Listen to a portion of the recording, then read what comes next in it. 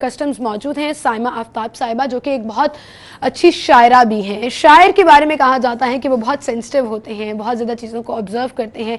सो शायरी के साथ साथ कस्टम्स में जॉब करना कितना मुश्किल है, और वहाँ पर टोटली डिफरेंट नेचर की जॉब है, डोमेन भी डिफरेंट है। तो इस चीज़ पर हम बात करेंगे साइमा जी से। अस्सलाम वालेकुम साइमा जी, क्या हाल चाल है आपके? Thank you so much for coming. बहुत शुक्रिया। सबसे पहले तो मैं यही आपसे पूछना चाहूँगी कि शायर तो वैसे बड़े सेंसिटिव होते हैं और बड़े ऑब्जर्वेंट होते हैं, और कस्टम्स डिपार्टमेंट में आपको बड़ा विजिलेंट और बोल्ड होने की ज़रूरत होती है, जहाँ पर पॉलिसीज़ भी होती हैं, चीज़ों को भी मैनेज करना होता है। तो ये आपकी दो साइड पर्सनालिटी है या कैसे आप इसको करती हैं? मेरा ख्याल है हर काम करने के लिए सेंसिटिविटी होना बहुत ज़रूरी है, और अगर आप उसको अपने पूरे सेल्फ को देंगे और इमोशंस के साथ करेंगे और अपना आप फुली इन्वॉल्व करेंगे तो वो उसका फ़ायदा आपको जॉब में भी होगा, उसका फ़ायदा आपको शायरी में भी होगा। ये कोई एक दूसरे से मुतसादिम ऐसा चीज़ें नहीं हैं, बल्कि जो एम्पथी शायरी के लिए रिक्वायर्ड है वही एम्पथी आपको नौकरी करने के लिए भी रिक्वायर्ड है कि आप आवाम के मसाइल को समझें, आप उनको हल करने की जल्दी कोशिश करें, उनकी तरफ आपकी सेंसिटिविटीज़ हों। तो मेरा तो ख्याल है कि ये एक एडेड एडवांटेज है। अच्छा, यानी कि आप इसको एज अ एडेड एडवांटेज जो है वो लेती हैं, और मेरे ख्याल से अगर इस पॉजिटिव अप्रोच रखी जाए हर चीज़ के लिए तो आपके काम जो है वो बड़े अच्छे तरीके से हो जाते हैं। Being a female officer, field में या ऑफिस में किन चैलेंजेस का सामना करना पड़ता है? बीइंग अ फीमेल ऑफिसर कोई इतना, मतलब female officer is not any different from male officer, मैं ये कहूँगी। हमारे महकमे में चूँकि शुरू के बैचेस से ही बहुत ज़्यादा ख़वातीन आती रही हैं, मैडम परवीन शाकिर भी कस्टम्स से ही ताल्लुक़ रखती थीं, और इस वजह से हमारे महकमे में बहुत ज़्यादा इस बात की एक आप कहें कि पहचान थी कि ख़वातीन यहाँ आती हैं और काम करती हैं। अब तो माशाल्लाह हर फील्ड में हमारे इस कदर ज़्यादा ख़वातीन हैं कि हमें काम करने में एज सच इतने कोई चैलेंजेस का सामना नहीं है। हमारे बहुत से काम की नौइयत ऐसी भी है कि जिसमें हमें फील्ड वर्क भी करना पड़ता है, यूनिट्स पे जाना पड़ता है, सड़कों पर रेड करने पड़ते हैं। तो मुझे तो अभी तक अपनी नौकरी में एज सच कोई इतना बड़ा मसला पेश नहीं आया, बल्कि मुझे हर तरफ से वेलकम किया गया, इनकरेज किया गया है नौकरी के लिए। एंड आई थिंक ये अप्रोच जो है वो बहुत ज़्यादा ज़रूरी है, और ख़वातीन के लिए फिर इनकरेजिंग भी है कि वो ज़्यादा से ज़्यादा जो है वो फील्ड में आ सकें और हिस्सा बन सकें, अपनी अपनी फील्ड में कुछ ना कुछ कर सकें। तो I think this is very encouraging. हमारी सलाहियतों के मतलब इस्तेमाल से हमें किसी ने भी नहीं आज तक रोका, बल्कि उसके लिए हमें हमारी हौसला अफजाई ही की गई है बिल्कुल सही, बिल्कुल सही। प्रोग्राम का सिलसिला हम आगे बढ़ाएंगे। Additional collector customs Saima Aftab साहिबा हमारे साथ स्टूडियो में मौजूद है। साइमा साहिबा, जैसे अभी जिक्र कर रहे थे कि बतौर फीमेल ऑफिसर आपने कहा कि बहुत ज़्यादा इंकरेजमेंट मिलती है। सो बाकी अगर आप देखें उन ख़वातीन को जो बाहर निकलना चाहती हैं, काम करना चाहती हैं, उनके बारे में उनको आपने अगर कोई मैसेज देना हो अपने एक्सपीरियंस के बारे में, तो आप कैसे उनको इनकरेज करेंगे कि वो भी घरों से निकलें, काम करें? मैसेज तो उनके लिए यही हम देंगे कि हम भी अपने घरों से निकले थे, तो जाहिर बात है उस वक्त कुछ और हमारे कॉन्सेप्ट्स थे कि जाने हमें किस किस्म के मसाइल का सामना करना पड़ेगा। लेकिन जब आप बाहर आते हैं और अपनी सलाहियतों को इस्तेमाल में लाते हैं तो आहिस्ता आहिस्ता आपकी एक बिल्ड होना शुरू हो जाती है, और मेरा ख्याल है माशरे में तब्दीली आ रही है और लोग जो हैं वो इस चीज़ को एक्सेप्ट कर रहे हैं, बल्कि इससे हमारी डेवलपमेंट पे बेहतर असर आएगा, क्योंकि ख़वातीन जो हैं वो पॉपुलेशन का आधा हिस्सा है, और हम आधे हिस्से को जो है वो बेकार करके और घरों में तो उस तरह से नहीं बिठा सकते।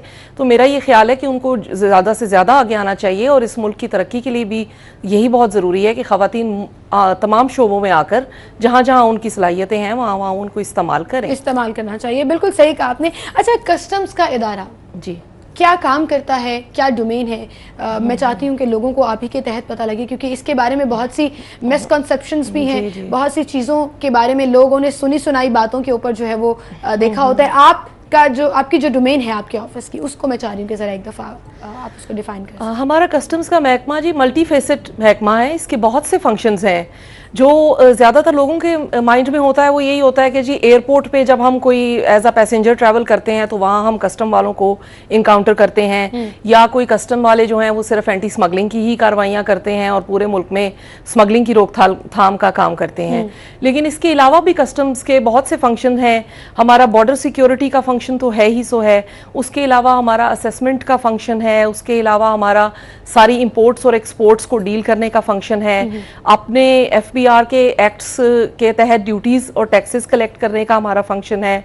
फिर बहुत से और एक्ट्स जो हैं वो इम्प्लीमेंट हम करते हैं इंपोर्ट स्टेज पे और एक्सपोर्ट स्टेज पे, जैसे नार्कोटिक्स ना चले जाएं और कोई एनिमल्स के क्वारंटीन के एक्ट्स हैं, इस तरह के बहुत सी NOCs और बहुत से जो इंपोर्ट की रेगुलेशंस और एक्सपोर्ट की रेगुलेशंस हैं उससे हमारा ताल्लुक है। तो ये बहुत ज्यादा इनका कराना जो है वो बहुत जरूरी है। तो चंद चीजें मैं जरूर छेड़ना चाहूंगी। फॉर एग्जांपल आपने असेसमेंट का जिक्र किया और असेसमेंट हमेशा अंडर वैल्यू आइटम्स के जो बात की जाती है, तो वो असेसमेंट किस तरह की जाती है, क्या तरीकेकार होता है? क्योंकि बहुत से लोग इस चीज़ को अपने लिए फ़ायदा भी बना लेते हैं कि अंडर वैल्यू शो कर देते हैं और वो चीज़ फिर वो उसको इंपोर्ट कर लिया जाता है, या फिर अक्सर ऐसा होता है कि आप असेस नहीं कर पाते हैं, या क्या तरीकेकार क्या होता है किसी भी वैल्यू के लिए? तो बहुत ज़्यादा स्ट्रीम्ड लाइन प्रोसेस है। हमारा कस्टम्स के जो टैरिफ है वो ज़ाहिरी WCO वर्ल्ड कस्टम ऑर्गेनाइजेशन के तहत वो तमाम सिग्नेटरीज और तमाम मुल्कों का एक जैसा टैरिफ है तकरीबन, उसमें उसी तरह प्रोडक्ट्स के ऊपर हैं, लेकिन रेट्स, टैक्सेस और ड्यूटीज के हमारे अपने कंट्री टू कंट्री वेरी करते हैं according to our own economy और हमारी अपनी रिक्वायरमेंट्स के। और अंडर वैल्यूएशन को भी कंट्रोल करने के लिए हमारा पास पूरा एक डायरेक्टरेट जर्नल ऑफ वैल्यूएशन है जो इन सब चीज़ों की वैल्यूज़ को मॉनिटर कर रहा होता है, इंटरनेशनल डाटा कलेक्ट कर रहा होता है, और फिर उसके हिसाब से हम वैल्यूएशन रूलिंग्स भी इशू करते हैं चीज़ों की अंडर वैल्यूएशन की रोकथाम के लिए।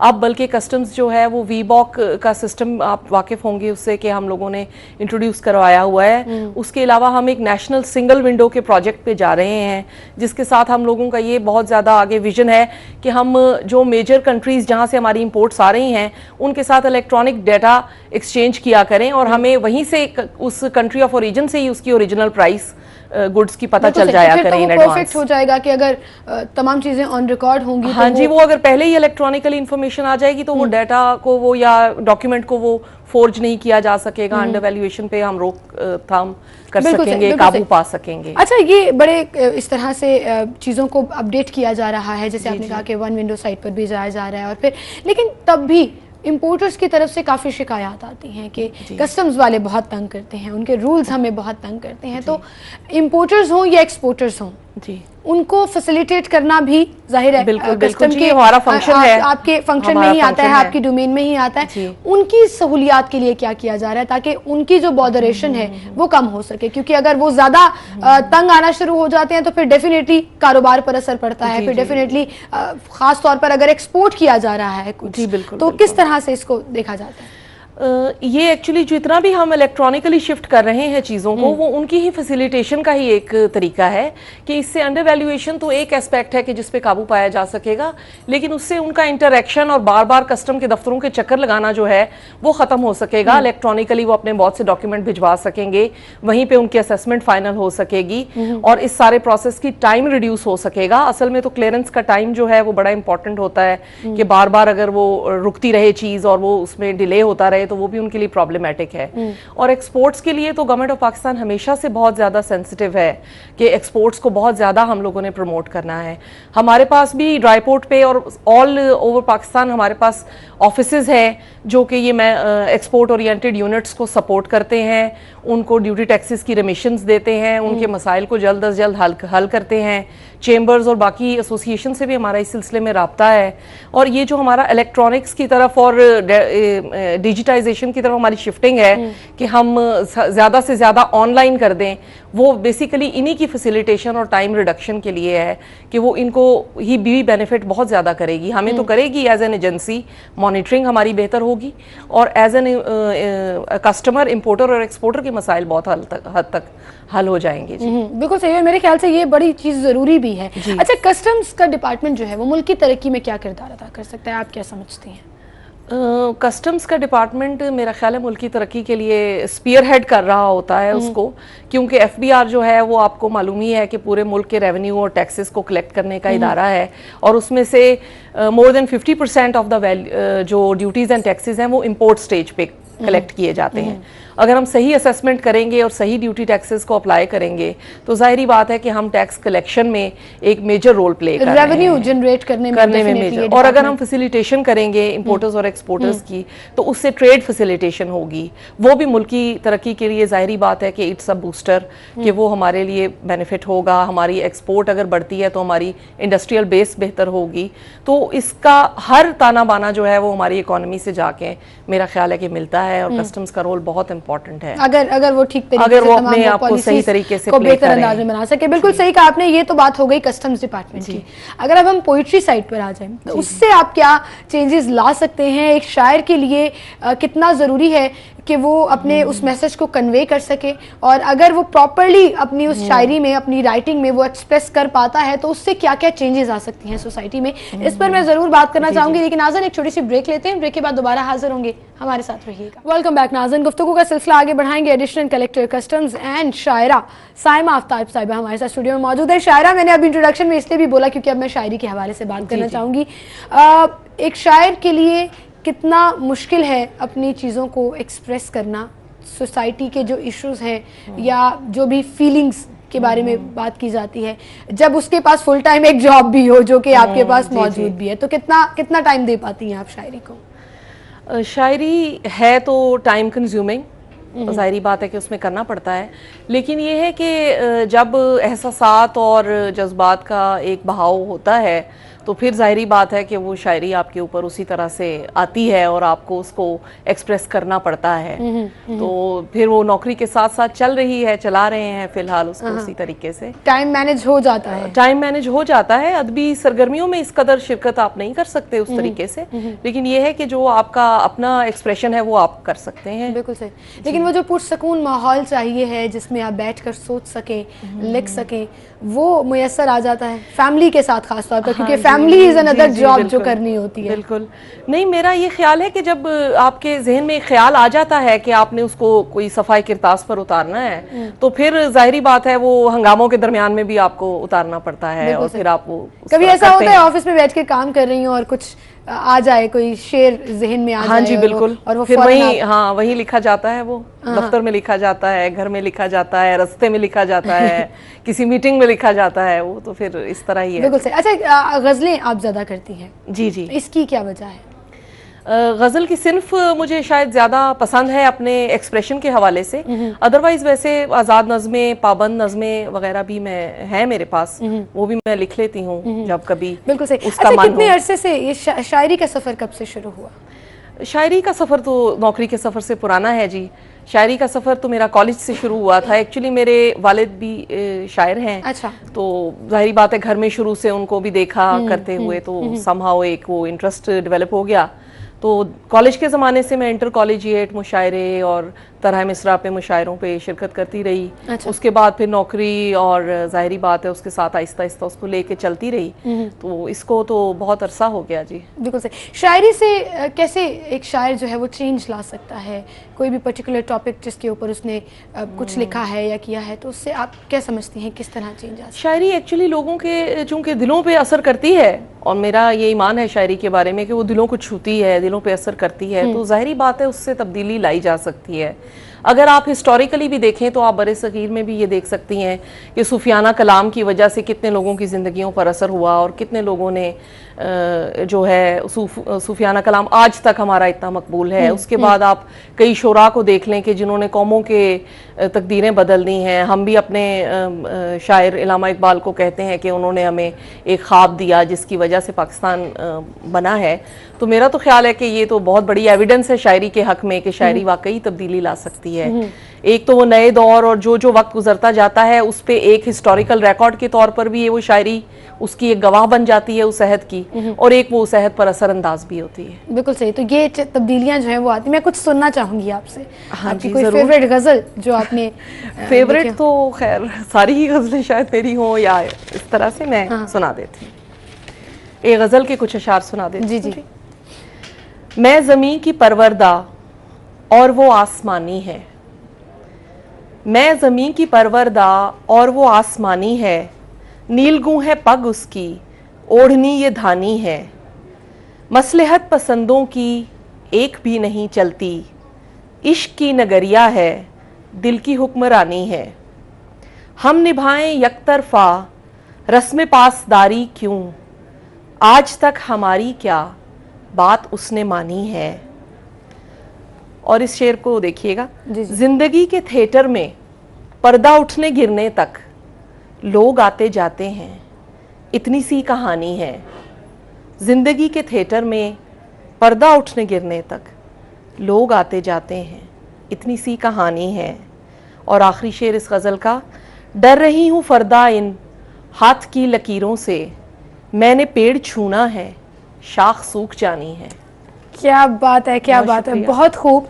और वही बात कि कुछ ना कुछ आपको क्लिक करता है और फिर वो आप घंटों उस चीज़ के बारे में सोचते रहते हैं, उस चीज़ को आगे लेकर चलते रहते हैं। नौजवान शायर बहुत कम हो गए, पोइट्री की तरफ बहुत कम लोग आ रहे हैं, आप क्या वजह समझते हैं? मैंने यहाँ पे जब अदबी सीन एक्सप्लोर करने की कोशिश की तो मुझे मालूम हुआ कि नौजवान शायर बहुत ज़्यादा इस तरफ आ रहे हैं और माशाल्लाह बहुत अच्छी शायरी कर रहे हैं। आज के मसाइल और आज के मज़ामीन पर वो शेर कह रहे हैं और बहुत अच्छी मज़ामीन गज़ल में भी आ रहे हैं और नज़्म में भी आ रहे हैं।